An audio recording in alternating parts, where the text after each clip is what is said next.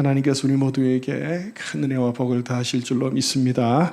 오늘은 참 포도나무이신 예수 그리스도, 참 포도나무이신 예수 그리스도라는 제목으로 말씀을 전하겠습니다. 사랑하는 성도 여러분, 오늘 우리는 요한복음에 기록된 예수님의 마지막 자기소개를 만나게 됩니다. 오늘 말씀에 보니 예수님께서는 나는 참 포도나무라고 선언하십니다.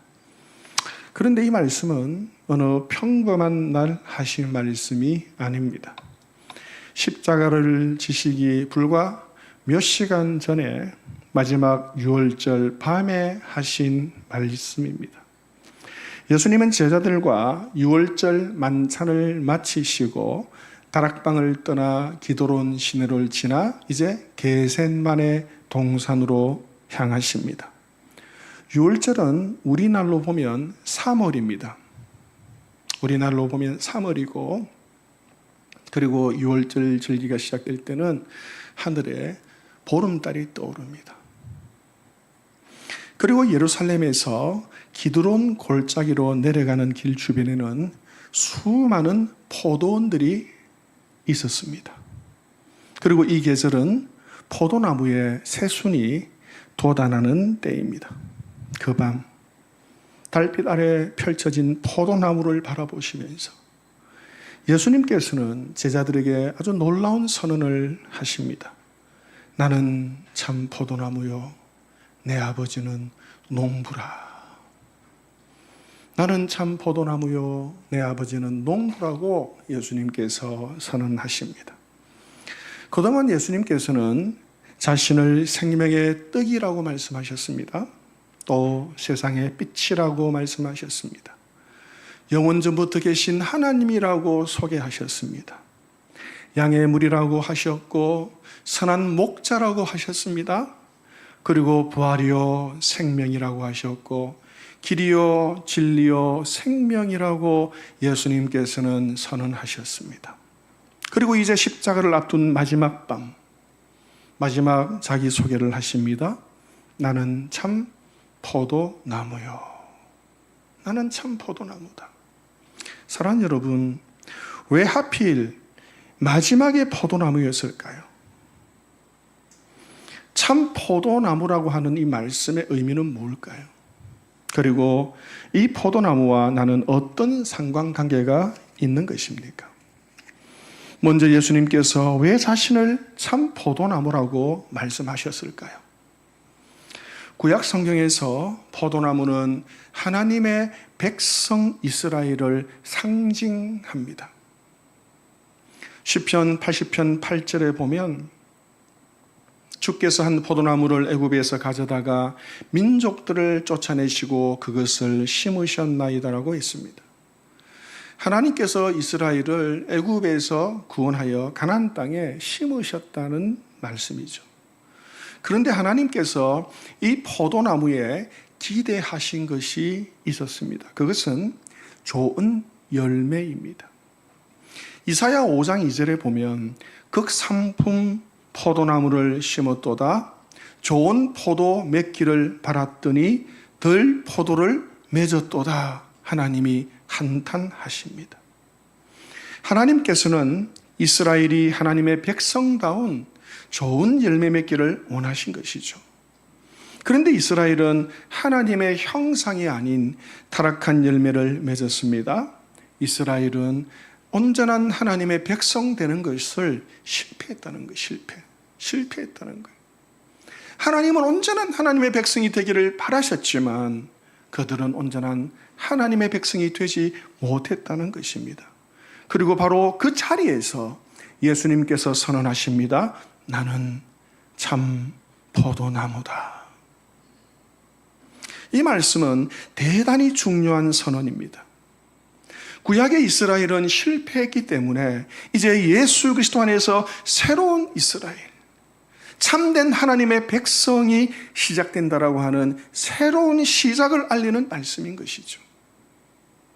예수님께서 십자가에서 죽으시고 부활하심으로 새로운 하나님의 백성 공동체를 세우시겠다는 말씀입니다. 그래서 이제는 하나님의 백성이 되는 기준도 달라집니다. 갈라디아서 3장 29절에 보면 너희가 그리스도의 것이면 곧 하나님의 자손이 아브라함의 자손이요 약속대로 유업을 이을 자니라 라고 말씀합니다. 구약의 이스라엘은 혈통으로 맺어졌습니다. 그래서 아브라함의 자손, 아브라함의 후손은 누구나 다 이스라엘 백성이 되었고 하나님의 백성이 되었습니다. 그러나 신약은 다르죠.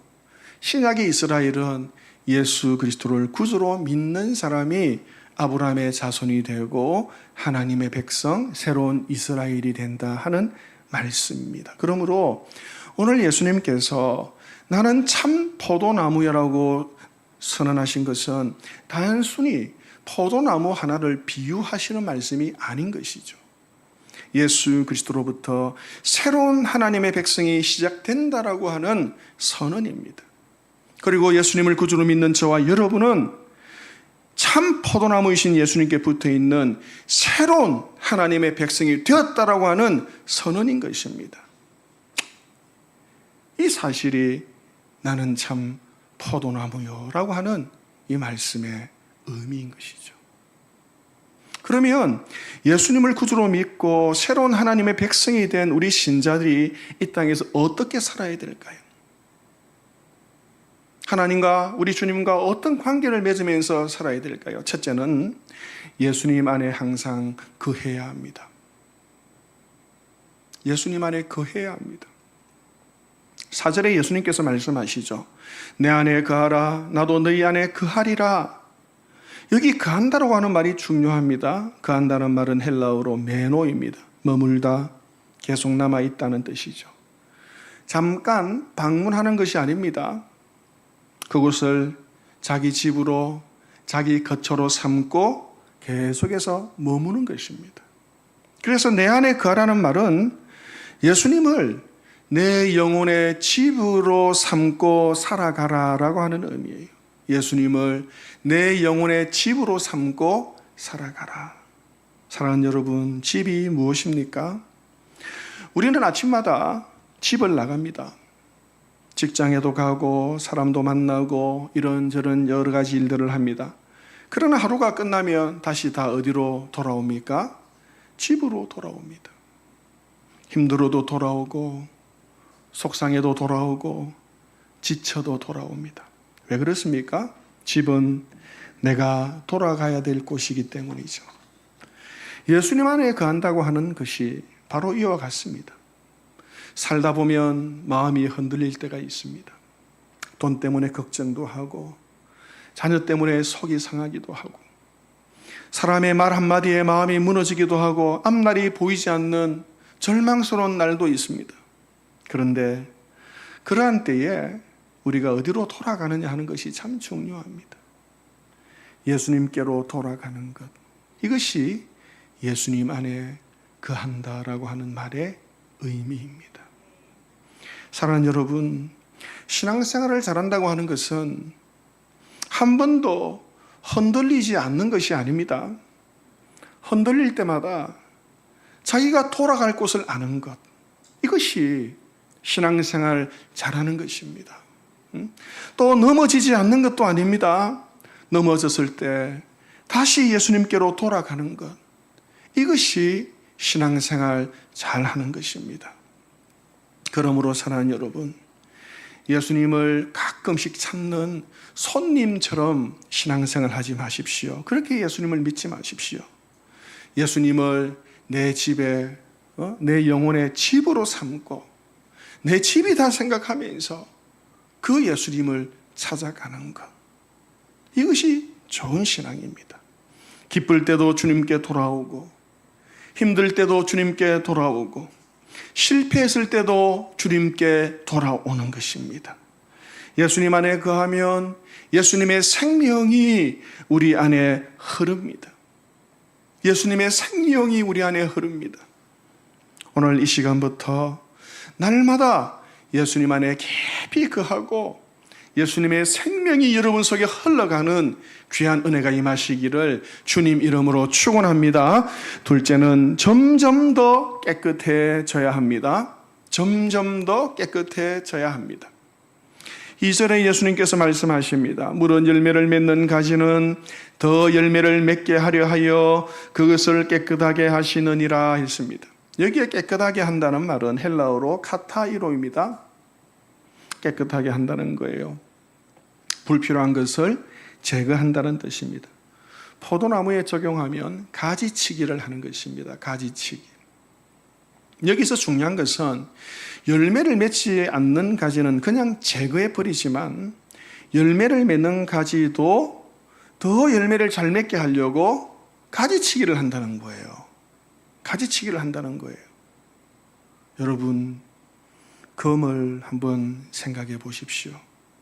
순검은 뜨거운 불을 통과해서 만들어지죠. 불 속에서 금이 녹으면 그 안에 섞여 있던 불순물들이 다 드러납니다. 그러면 금 세공사는 그 불순물들을 하나씩 하나씩 걷어내죠. 이렇게 해서 어떻게 돼요? 99.99999% 순금이 나와요. 금을 불에 넣는 것은 금을 없애려고 불에 넣는 게 아닙니다. 더 순전한 금을 얻기 위해서, 만들기 위해서 금을 불에 넣는 것입니다. 우리 신앙도 마찬가지입니다. 우리가 예수님을 믿는다고 하루아침에 우리의 모든 것이 완전해지는 것이 아니죠. 우리 안에는 여전히 교만이 있습니다. 욕심이 있습니다. 미움이 있습니다. 세상을 의지하는 마음이 있습니다. 불신앙과 불순종이 있습니다. 그래서 하나님께서는 이런 우리를 그냥 내버려 두지 않습니다. 계속해서 연단하시고 단련하십니다. 때로는 실패를 만나게 하시죠. 때로는 절망을 경험하기도 하십니다. 때로는 무진장 기다리게 하실 때도 있습니다. 기다리는 건 너무너무 힘들어요. 또 내가 믿고 의지하던 것들 하나님이 뿌리채 뽑아서 흔드실 때도 있습니다. 이것이 다 뭐예요? 연단입니다. 연단. 그런데 이 연단의 목적은 우리를 괴롭히는 것이 아닙니다. 우리를 점점 더 깨끗하게 하는 것입니다. 퓨리티 하는 거예요. 순전하게 만드는 거예요. 다시 말하면 예수 그리스도를 닮아가도록 하는 것입니다. 온전한 예수 그리스도, 그분을 닮아가도록 하려고 하나님께서 연단을 허락하시죠. 그래서 그 사람의 삶 속에 좋은 열매, 아름다운 열매가 맺히도록 하시는 것입니다. 사랑하는 여러분, 그러므로 여러분들이 어려움을 만날 때 고난만 바라보지 마십시오. 하나님께서 앞으로 맺게 하실 그 열매들을 한번 생각해 보세요. 열매들을 한번 생각해 보세요.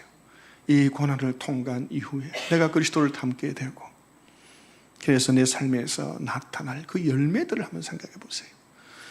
하나님, 왜 이런 시련을 나에게 주십니까? 그렇게 묻지 마세요. 하나님, 이 일을 통해 제 안에서 무엇을 잘라내시고 어떤 좋은 열매를 맺게 하시려는 것입니까? 이것이 진짜 좋은 기도고 깊은 신앙입니다. 꼭 기억하십시오. 하나님께서는 우리를 사랑하시기 때문에 절대로 그냥 두지 않습니다. 친히 우리를 다듬으시고 점점 더 깨끗하게 만드십니다. 그리고 마침내는 우리의 삶에 하나님께서 가장 기뻐하시고 좋은 열매, 아름다운 열매를 맺게 하십니다. 그러므로 내 삶에 연단이 올 때 잘 인내하고 참고 하나님의 백성, 온전한 하나님 백성으로 변화되는 저와 여러분 되시기를 주님 이름으로 축복합니다. 세 번째는 좋은 열매를 많이 맺어야 합니다. 좋은 열매를 많이 맺어야 합니다. 8절에 예수님께서 말씀하십니다. 너희가 열매를 많이 맺으면 내 아버지께서 영광을 받으실 것이요 너희는 내 제자가 되리라 말씀합니다. 여기에 예수님께서 우리를 참 포도나무에 붙어있는 가지로 부르신 목적이 나오죠. 목적. 그것은 열매입니다. 포도나무이신 예수님께서 우리를 왜 가지로 부르셨느냐? 왜 우리를 가지로 삼으셨느냐? 그것은 열매에 있다는 것이죠. 가지는 그 자체를 자랑하기 위해서 존재하는 것이 아닙니다. 가지의 가치는 그 가지에 어떤 열매가 맺히느냐에 따라서 결정이 납니다. 사과나무를 한번 생각해 보십시오. 봄이 되면 잎이 무성하게 나고 꽃도 아름답게 핍니다. 그런데 가을이 되었는데 사과나무에 사과가 하나도 열리지 않았습니다. 사과 열매가 하나도 없습니다. 잎은 많습니다. 가지도 굵습니다. 겉으로 보기에는 아주 건강합니다. 그런데 열매가 하나도 없습니다. 그러면 농부의 마음이 어떨까요? 그 사과나무를 보는 농부의 마음이 어떨까요? 농부는 열매 없는 사과나무를 보고 결코 기뻐하지 않습니다. 농부가 기다린 것은 무성한 잎이 아닙니다. 무성한 잎이 아니에요. 굵은 가지도 아니에요. 열매입니다. 그런데 우리 신앙도 마찬가지입니다. 교회에 오래 다닌 것, 직분을 가진 것, 성경을 많이 아는 것, 사람들에게 칭찬 듣는 것, 다 좋습니다. 그러나 하나님께서 우리 삶에 보고 싶어 하시는 것은 열매입니다. 열매. 어떤 열매일까요? 첫째는 성령의 열매죠. 성령의 열매. 갈라디아서 5장 22절, 23절을 보면 오직 성령의 열매는 사랑과 희락과 화평과 오래 참음과 자비와 양성과 충성과 온유와 절제니 이 같은 것을 금지할 법이 없느니라 말씀하죠. 여러분, 예수님을 오래 믿을수록 사랑이 깊어져야 됩니다.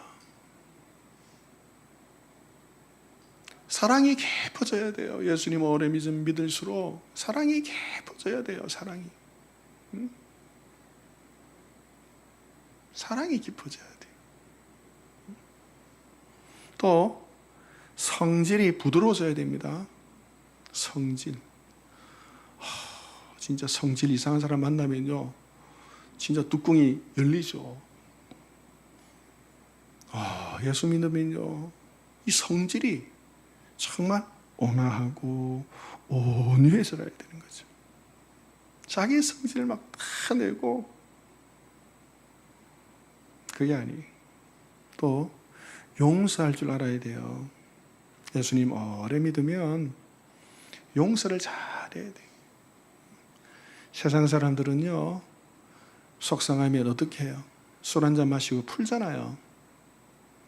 이제 술 한잔 마시고 나면 다음날 잊자. 근데 예수 믿는 사람은요, 천국 가기 전까지 기억해요. 무서워. 와, 진짜. 한번 빛이 나면 끝도 없어요. 10가지 중에 9가지 잘하다가 한 가지 못하면 그 한 가지 보면서 저 인간 저런 인간이라고. 그래서 제가 어떤 분에게 이야기를 들었는데 자기 이제 시어머니에게 어떻게 하느냐. 그 시어머니에게 9가지 잘못해주고 딱 한 가지 잘해준대요. 막 마지막 판에 막 크게. 돈 한 1,000만 원, 2,000만 원 드는 유럽 여행을 보낸다든지 이렇게 하면서 평소에는 용돈도 안 주고 아주 짜게 굴는데 그러면 그 시어머니가 저 우리 며느리 저거는 인간도 아니다 그 욕하다가 그 한 번 딱 잘해주면 싹 변해가지고 그 다음부터는 저 며느리라고 이야기하는. 그런데요, 9가지 잘하다가 한 가지 못해주면요, 진짜 때려 죽일 니은이 된다는 거예요. 그렇게 사람을 길들인다더라고요. 요새 젊은 사람들이 무서워요. 중요한 거는 용서 잘해야 돼요. 빨리 잘 잊어버려야 돼요. 잘 잊어버려야 돼요. 또 말이 따뜻해져야 됩니다. 성령의 9가지 열매를 하니까 사랑과 희락과 화평과 오래 참은 자비, 양성, 충성, 온유, 절제 이렇게 이야기하면요, 이게 잘 머리에 안 들어와요. 지금 제가 풀어드리는 거예요. 말이 따뜻해야 돼요. 말이 따뜻하게 정감 있게 말을 하는 거예요. 그리고 욕심은 점점 줄어들고 섬김이 많아져야 돼요. 커피숍 가면 얻어먹는 거 좋아하는 사람 많아요. 내가 없어도 살려고 하는 거예요. 그러면 하나님이 주세요. 아멘이십니까? 뭘 가면 자꾸만 자기는 뭐 대접받아야 된다 생각하는 거예요. 거지 근성이에요. 그 사람이 거지예요. 뭘 대접을 받아?